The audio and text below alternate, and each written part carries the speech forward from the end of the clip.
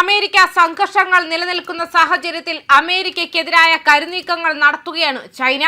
American വ്യോമസേനയുടെ ആത്മവിശ്വാസം തകരുകയാണ് എന്ന സൂചനകളാണ് പുറത്തുവരുന്നത്. ലോകത്തിന്റെ ശക്തി സമവാക്യങ്ങൾ ഇപ്പോൾ മേശപ്പുറത്തെ നയതന്ത്ര ചർച്ചകളിൽ നിന്ന് മാറി ആകാശത്തെ അദൃശ്യമായ സ്റ്റെൽത്ത് യുദ്ധവിമാനങ്ങളിലേക്കും സമുദ്രത്തിനടിയിലെ അതിമാരക മിസൈലുകളിലേക്കും വഴിമാറിക്കഴിഞ്ഞു.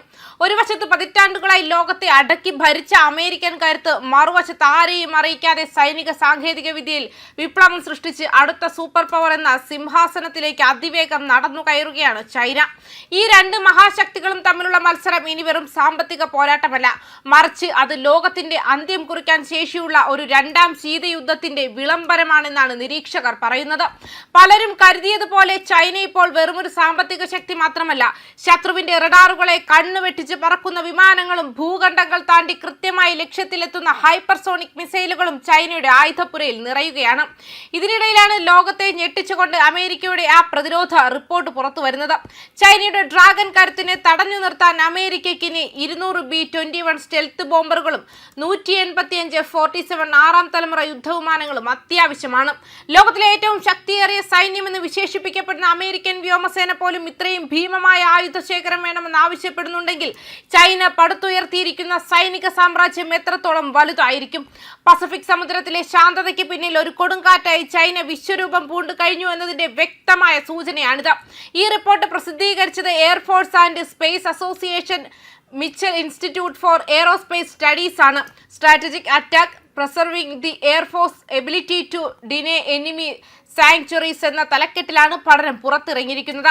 പ്രതിരോധ മേഖലയിൽ ഏറെ പ്രാധാന്യമുള്ള ഈ റിപ്പോർട്ട് അമേരിക്കൻ എയർഫോഴ്സിലെ മുൻ ഉദ്യോഗസ്ഥരും പ്രതിരോധ തന്ത്ര വിദഗ്ധരുമായ colonel Mark A Gunzinger, Heather R Penney എന്നിവരുടെ നേതൃത്വത്തിലാണ് തയ്യാറാക്കപ്പെട്ടത്.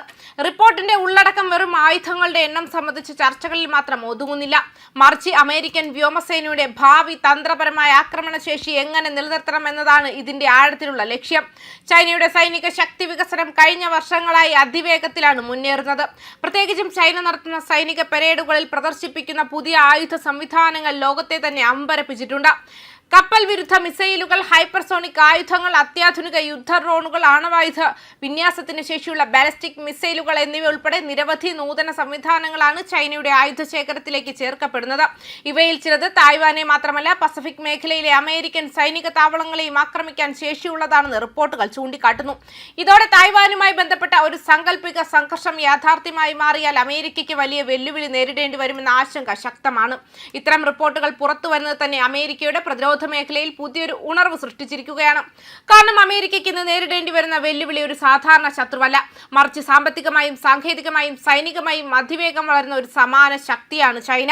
അതിനാൽ തന്നെ പഴയ യുദ്ധമാതൃകകൾ ഇനി മതിയാകില്ലെന്നും കൂടുതൽ വലിയ വിമാന ഫ്ലീറ്റ്, കൂടുതൽ ദീർഘദൂരാക്രമണ ശേഷി, കൂടുതൽ സ്റ്റെൽത്ത് പ്ലാറ്റ്ഫോം എന്നിവ അമേരിക്കയ്ക്ക് അനിവാര്യമാണെന്നും റിപ്പോർട്ട് ചൂണ്ടിക്കാട്ടുന്നു. ആകെ വിലയിരുത്തുമ്പോൾ B-21 ബോംബറുകളും F-47 പോലുള്ള ആറാം തലമുറ യുദ്ധവിമാനങ്ങളും സംബന്ധിച്ച ഈ റിപ്പോർട്ട് ഒരു സൈനിക വാങ്ങൽ നിർദ്ദേശമല്ല, മറിച്ച് അമേരിക്കയുടെ ഭാവിയിലെ യുദ്ധതന്ത്രത്തിന്റെ ദിശയെക്കുറിച്ചുള്ള ഒരു ശക്തമായ മുന്നറിയിപ്പാണ്. തായ്വാനെ ചുറ്റിപ്പറ്റിയുള്ള സംഘർഷം യാഥാർത്ഥ്യമാകുന്ന സാഹചര്യത്തിൽ ചൈനയുടെ ആക്രമണ കേന്ദ്രങ്ങളെ സുരക്ഷിത അഭയ കേന്ദ്രങ്ങളായി നിലനിർത്താൻ അനുവദിക്കാതെ അവയെ നേരിട്ട് ലക്ഷ്യമിട്ട് ആക്രമിക്കാൻ അമേരിക്കയ്ക്ക് കഴിവുണ്ടാകണമെന്നതാണ് റിപ്പോർട്ടിന്റെ മുഖ്യ സന്ദേശം. അതിനാവശ്യമായത് കൂടുതൽ ബോംബറുകളും കൂടുതൽ അത്യാധുനിക ഫൈറ്റർ ജെറ്റുകളുമാണെന്ന് ഈ റിപ്പോർട്ട് വ്യക്തമാക്കുന്നു. ഇതോടെ ലോകം വീണ്ടും ഒരു വലിയ ആയുധ മത്സരം കാണാനിരിക്കുകയാണോ എന്ന ചോദ്യവും കൂടുതൽ ശക്തമായി ഉയരുകയാണ്. ന്യൂസ് ഡെസ്ക് കർമ്മ ന്യൂസ്.